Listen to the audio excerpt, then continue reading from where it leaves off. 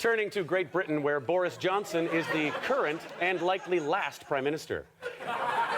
His appointment is seen as a victory for those who prefer a sharp break from the EU or a hard Brexit, and a defeat for those who wanted to maintain close ties, aka a soft Brexit. By the way, hard and soft are not words you want to use when talking about Boris Johnson. Thank you. Now that Boris is PM, it seems only right that we apologize for some of the things that we have said in the past that were inaccurate. For instance, we previously said that he trampled a child in 2014, when actually that happened in 2050. We also claimed he looked like a possessed Victorian schoolboy, even though he is clearly Gary Busey at a wedding. Finally, we said he was England's Donald Trump, but he is actually the Donald Trump of England, Scotland, Northern Ireland, and Wales. Our apologies. Johnson moved quickly, firing over a dozen ministers and replacing them with people willing to support leaving the EU without a deal. The Tory party has basically been taken over by the far right. It's like in Winter Soldier when it turned out Hydra was secretly running S.H.I.E.L.D., only with no Captain America and somehow more Nazis.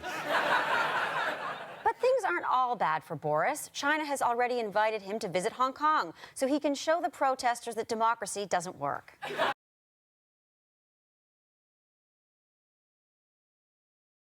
Boris Johnson is a serial liar, he is a philanderer, he is an utter incompetent, and he's our new Prime Minister. His estranged relationship to competence, honesty, or basic human decency hasn't been any barrier to achieving success.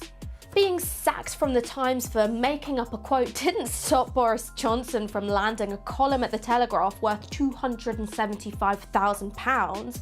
The leak of a phone conversation in which Boris Johnson passes on the address of a journalist so his old mate Darius Guppy could have him beaten up didn't stop him from being deemed fit for public office. Having a history of publishing racist and homophobic screeds in The Spectator didn't stop him becoming mayor of diverse and progressive London. And indeed, writing an article backing Remain just 2 days before coming out for leave didn't stop him from being hailed as a true Brexiteer by ERG headbangers.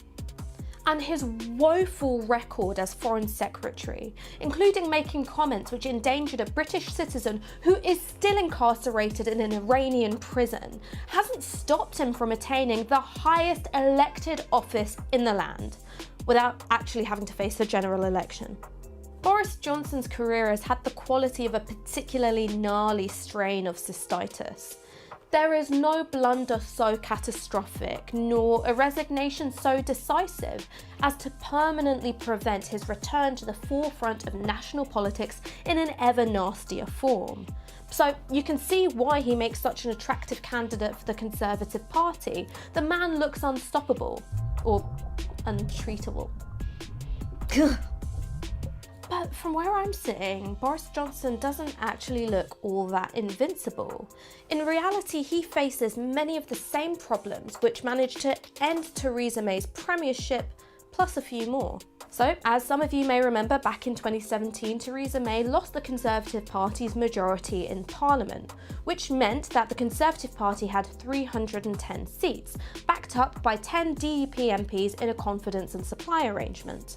So that meant that Theresa May had to rely on 320 MPs versus 317 MPs, which is the sum total of Labour, the SNP, the Lib Dems, the Independent Group for Change, or whatever it is they're called now, Plaid Cymru, and the SNP. Did I already say the SNP? The SNP. Okay, so pay attention.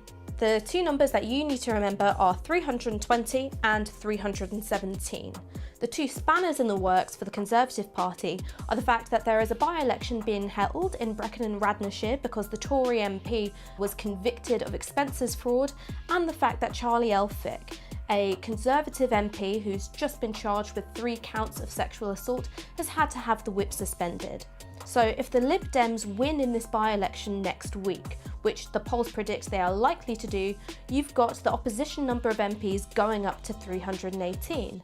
And if Charlie Elphicke is forced to step down from Parliament and there's a by-election in Dover which Labour then win, it was a Labour-held seat before, that means that the total tally of opposition MPs goes up to 319. So, Boris Johnson, in his first few months as Prime Minister, could have a working majority of just one. And this problem of a wafer thin majority in Parliament inevitably has consequences for Brexit. It makes the pathway for a negotiated deal that bit more difficult for Boris Johnson, and also makes the pathway towards a no-deal exit that bit more difficult as well. The reason why a no deal will still be difficult even though it's the legislative default is that Boris Johnson will find it very tricky indeed to suspend parliamentary democracy, also known as proroguing, because Parliament have already said that that course of action would be unlawful. Furthermore, MPs on Boris Johnson's own benches have said that they will be committed to introducing legislative means to make no-deal Brexit a living hell for their new Prime Minister. And finally, a little bit closer to home, Boris Johnson's got problems in Uxbridge and South Ruislip. His majority there is about 5,000, which isn't enough room to be comfortable between him and the nearest competitor. If there is an early general election, potentially before we leave the European Union, he'll have the Brexit Party snapping at his heels and splitting his vote, meaning that there could be a pathway through for the Labour candidate, Ali Milani. This would make Boris Johnson the first Prime Minister in history to lose his seat. The media says he's Donald Trump, but the maths says he's John Major.